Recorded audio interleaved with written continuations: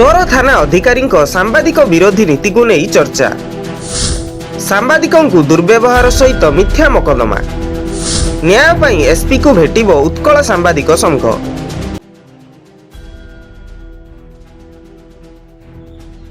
बालेश्वर जिला सोर थानार अधिकारी श्री प्रभांशु शेखर मिश्र सांबादिक दुर्व्यवहार मिथ्या मकदमा और विरोधी नीति जोगु आज उत्कल सांबादिक संघर सोर शाखा पक्षर संग्रामी भवन में एक गुरुत्वपूर्ण बैठक होइतिला।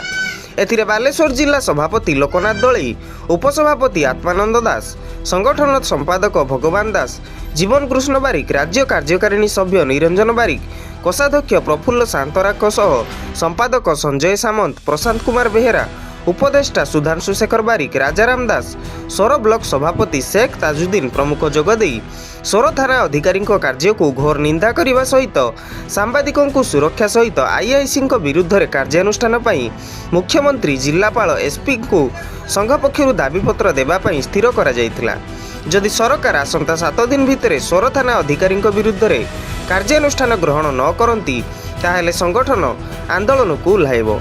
दरकार पड़िले आंदोलन को राज्यव्यापी कराजिबो बोली बैठक में निष्पत्ति ग्रहण करा जायतिला। अन्यमानक मध्यरे निहार रंजन जेना, रंजित महाकुड़, हेमंत बारिक, राजकिशोर मल्लिक, सुमंत दास, अरूप कुमार दास, प्रभाकर मल्लिक, विश्वरंजन बेहेरा एवं शांतनु बेहेरा उपस्थित थिले। आज सोर ब्लॉक उत्कल सांबादिक संघर ब्लॉक शाखा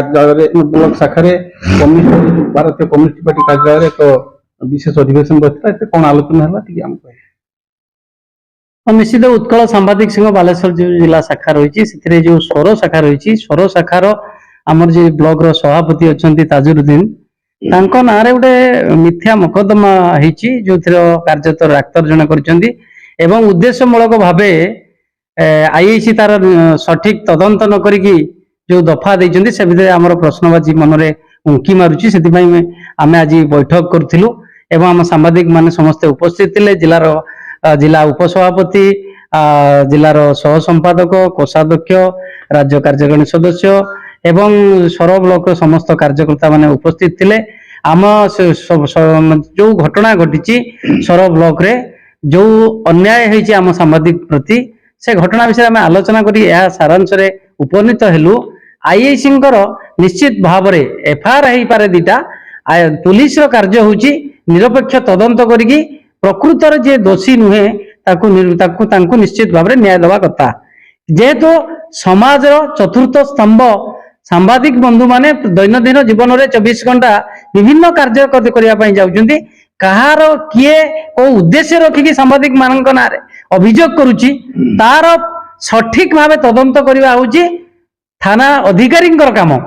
किंतु मोर जा उद्भूत होची सभापति हिसाब रे जा आम सांबादिक बंधु मान सहित आलोचना कर जाना पाइली जो सोर आईआईसी जी अच्छा सी तो मु फोन कले फोन उठाती एथिरो स्पष्ट बारी होची सी केते सी जने पब्लिक सर्वेंट साधारण जनता पैसा रे दरमा नउचंती।